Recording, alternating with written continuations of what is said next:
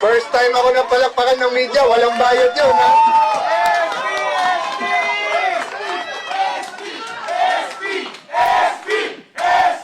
Charge yung function ninyo, considering na yung counterpart ninyo, yung House of Reps, kinikilala si Senator Win, ang Palas, kinikilala si Senator Win. Dito po, nagbigay kayo ng instruction sa mga empleyado, pero sa mismong hearing po ninyo, walang sumipot para sundin yung instructions po ninyo, sir. 3 books. The Rules of the Senate,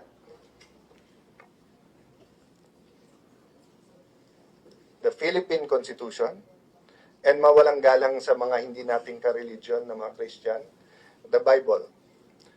Do we follow power or do we follow these 3 books?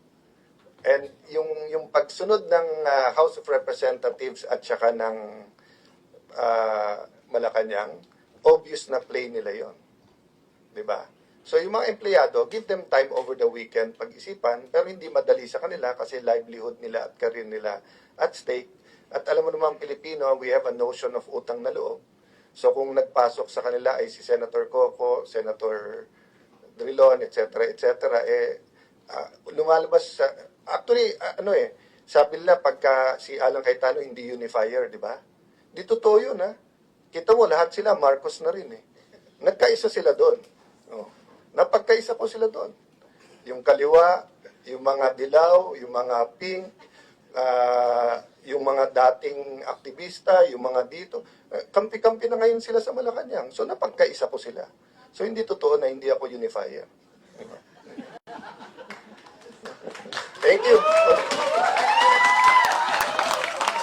Oh. Kahit first time,